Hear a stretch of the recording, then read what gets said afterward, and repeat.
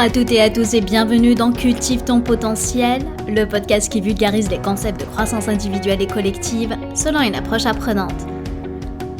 Je m'appelle Lamia Rarbo, business et life coach certifiée, et aujourd'hui dans ce 53e épisode, on va parler de comment atteindre des objectifs alors que les ressources sont limitées. À travers ce podcast, j'aide les personnes et particulièrement les femmes à affirmer leur leadership pour gagner en confiance et assumer leur rôle d'influence. Pour me soutenir dans ma mission, abonne-toi sur la plateforme de ton choix en me donnant un 5 étoiles. Je t'en remercie d'avance. Avant de débuter cet épisode et en ce mois de sensibilisation à la santé mentale, qui est le Mental Health Awareness Month, je tenais à mettre en avant l'importance de prendre soin de ton bien-être émotionnel et psychologique. C'est sûr que dans le monde d'aujourd'hui, surtout dans notre vie professionnelle, on peut y avoir plusieurs défis qu'on peut rencontrer en tant que femme qui veut assumer leur ambition. Donc de plus en plus, les leaders les plus influents donnent d'ailleurs la priorité à leur santé mentale, car cela a un effet cascade sur leur bien-être, pour eux, pour elles, et celles qui les entourent. C'est pourquoi j'ai pensé à toi et à l'impact que tu peux avoir, quelles que soient tes fonctions. Donc, dans l'esprit de ce mois, je suis ravie de t'offrir une séance de coaching gratuite axée sur le développement de ton propre leadership et le soutien de ton bien-être mental. Selon moi, le coaching, c'est un cadre d'appui psychologique pour celles et ceux qui veulent prendre une approche un peu proactive, préventive vis-à-vis de leur santé mentale.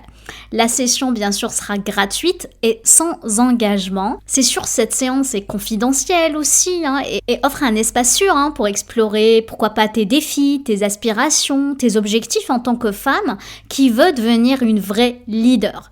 Donc, au cours de cette séance, nous pourrons explorer des perspectives nouvelles. Par exemple, comment mieux communiquer, comment faire de l'écoute active, comment améliorer ton intelligence émotionnelle, comment améliorer d'ailleurs ta prise de décision, pourquoi pas la confiance en soi, le travail d'équipe, etc. Donc il y a plusieurs sujets dont on pourrait explorer.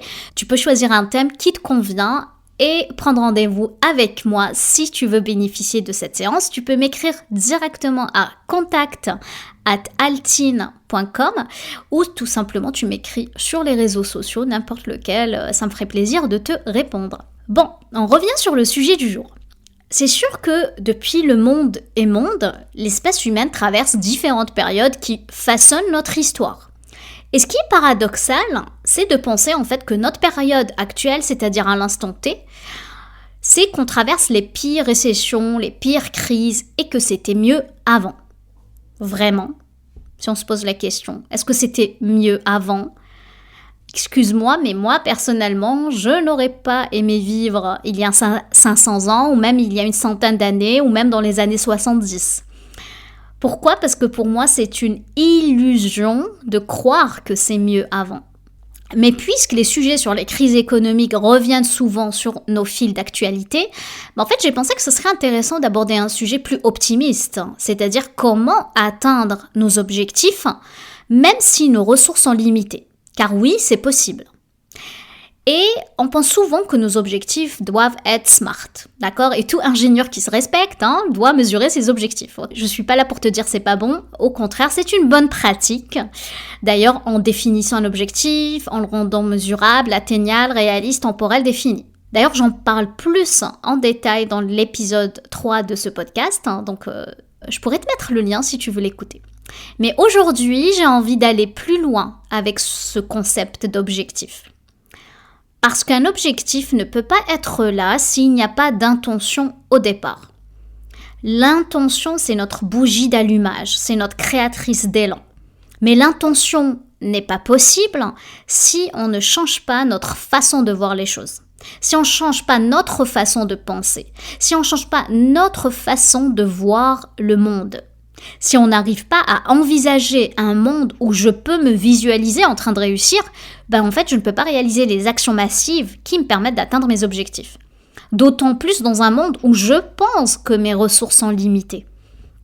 Et si, là maintenant, on pose un autre regard, et si les ressources sont illimitées, et si vraiment tes ressources à toi sont suffisantes, qu'est-ce qui changerait là maintenant pour toi ? Pense-y. Qu'est-ce qui changerait pour toi si tu penses que tes ressources sont complètement suffisantes pour atteindre n'importe quel objectif. Pense-y. Je veux vraiment que tu mets sur pause cet épisode, tu y penses et tu écris. Qu'est-ce qui vient en tête?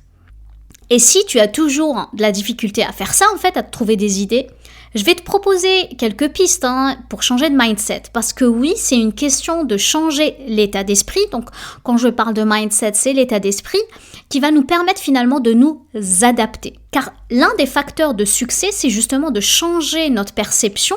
C'est qu'on est capable en fait d'entrouvrir le champ des possibles lorsqu'on peut s'adapter à la réalité qu'on a. Finalement, cela revient à dire que tout est une question de subjectivité. Parce que on pense qu'on a besoin de quelque chose d'objectif, quelque chose de factuel. Donc, je te donne quelques exemples. On pense qu'on a un budget de X dollars, 2000, 5000, 10 000 dollars pour partir en vacances. Si on prend X montant d'argent, on a besoin de ça pour partir en vacances. Du coup, si on n'a pas ce montant, on ne va pas passer de bonnes vacances. La même chose si vous êtes des gestionnaires et que vous pensez qu'on a besoin de tant de ressources pour livrer tel ou tel projet. Donc, on a besoin de 5 personnes, 10 personnes, 20 personnes. En fait, on pense qu'on a besoin de telles ressources humaines pour livrer tel projet ou tel livrable par rapport à la mission de l'organisation. On peut aussi qu'on a besoin de tel ou tel diplôme ou certification pour se sentir légitime. Et là, je vais pas te mentir, ce que j'appelle ça, c'est des nice to have it. C'est-à-dire, c'est bien de les avoir. C'est bien d'avoir de l'argent suffisant pour partir en vacances. C'est bien, en fait, d'avoir l'ensemble des postes de l'organisation comblés. C'est bien d'avoir plein de certifications, de diplômes qui vont appuyer nos expériences, surtout lorsqu'on veut changer de poste. Mais ce que je veux dire ici, c'est que ce n'est pas obligatoire d'avoir ces requis pour avancer dans tes projets et tes objectifs. C'est une illusion. Et pour changer ça, pour switcher ton esprit à envisager les choses autrement, je vais te partager quelques clés. La première clé, c'est de créer un état d'esprit d'abondance. Oui, on parle souvent d'abondance. Pour moi, c'est quoi un état d'esprit d'abondance? C'est d'adopter une mentalité tout simplement qui te permette de cultiver une attitude positive.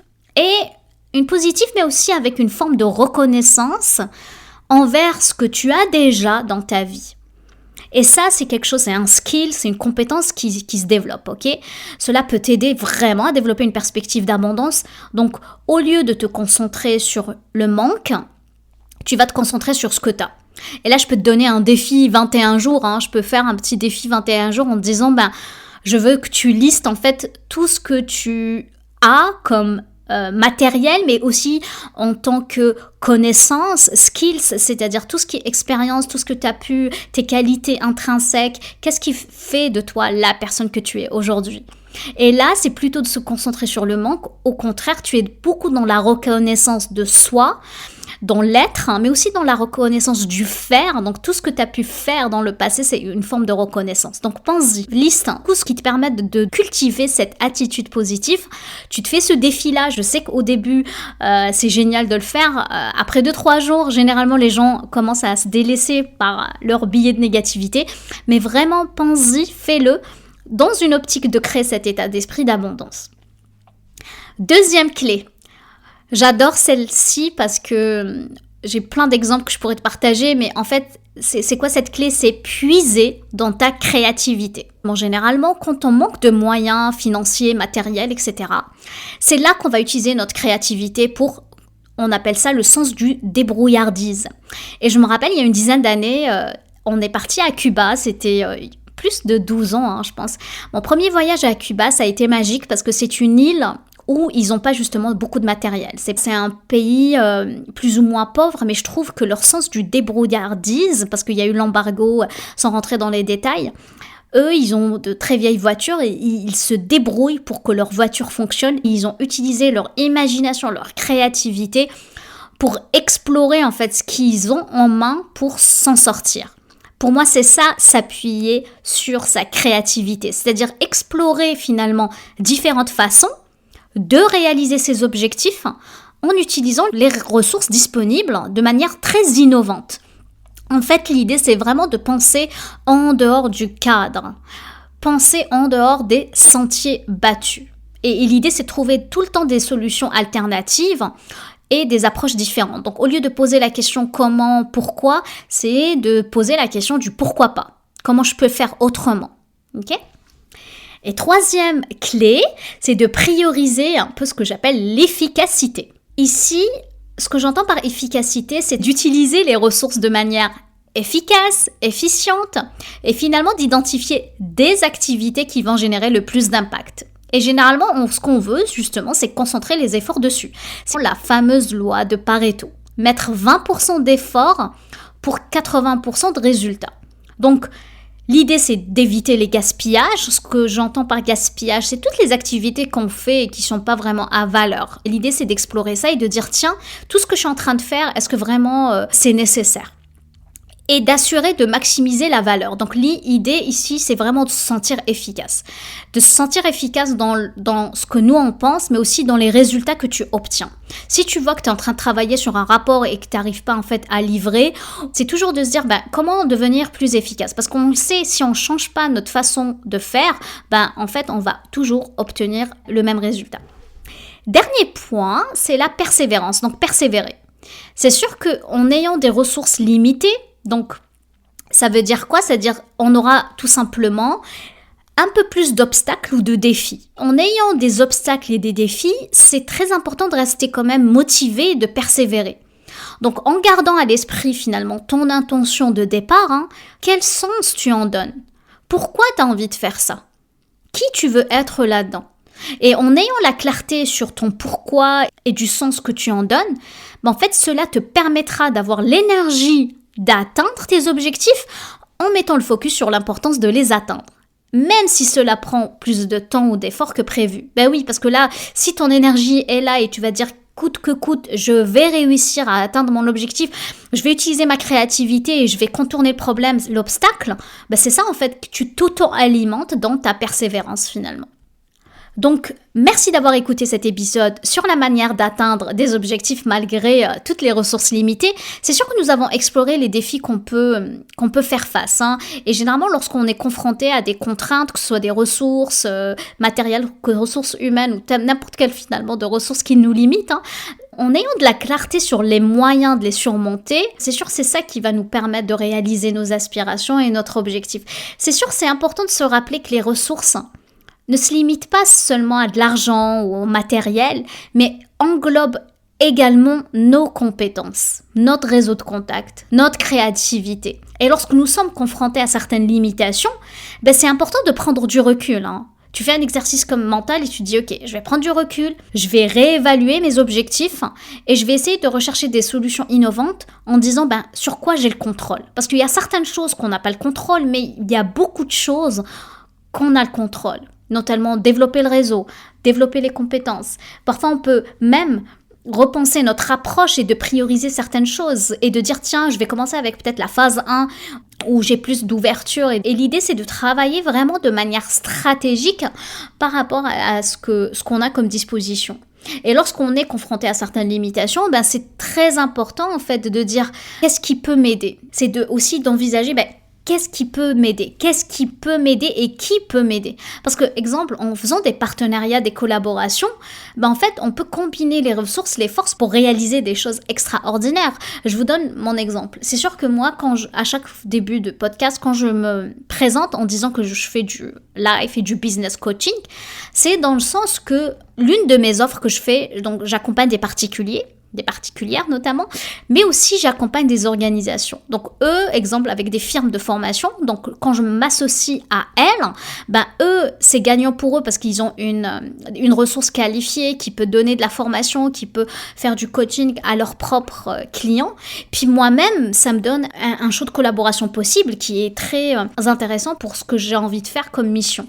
Donc en fait, c'est en ayant des partenaires, des collaborations, en utilisant ce que j'appelle l'intelligence collective pour travailler ensemble, c'est ça qui nous permet justement d'explorer le champ des possibles et de puiser dans la créativité comme clé importante par rapport à tes objectifs. Et c'est sûr qu'au dernier point, avant le mot de la fin, la résilience. Écoute, la résilience, vraiment, et même la détermination, en fait, ce sont des qualités essentielles pour surmonter les défis. Parce que des fois, c'est difficile. On aura tendance aussi à se comparer en se disant « Oui, mais moi, j'ai pas de chance, moi, j'ai pas ça, j'ai pas les mêmes ressources, j'ai pas... on a tendance à le faire, surtout quand on est fatigué émotionnellement, intellectuellement, etc. On a tendance aussi à s'apitoyer sur son sort. Mais l'idée, en gardant une vision claire sur ce qu'on veut vraiment et en s'adaptant aux circonstances qui, de toute façon, les circonstances sont tout le temps changeantes, en fait, c'est là qu'on est capable de trouver des solutions créatives et finalement transformer les obstacles en opportunités. Alors, que tu sois un entrepreneur, une artiste ou toute personne en fait qui cherche à réaliser ses objectifs, rappelle-toi que les ressources peuvent être extensibles et que la persévérance et l'ingéniosité, ce sont les clés pour atteindre le succès. Donc même si tu penses que les ressources sont limitées parce que c'est une question de pensée.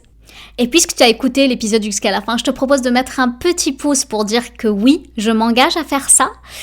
Et je te remercie de m'avoir écouté. J'espère que tu as eu autant de plaisir à écouter mon podcast que j'en ai à le créer. Sur ce, je te laisse cultiver les graines. Prends soin de toi. Je t'embrasse. Passe une excellente semaine et je te dis à vendredi prochain. Ciao, ciao.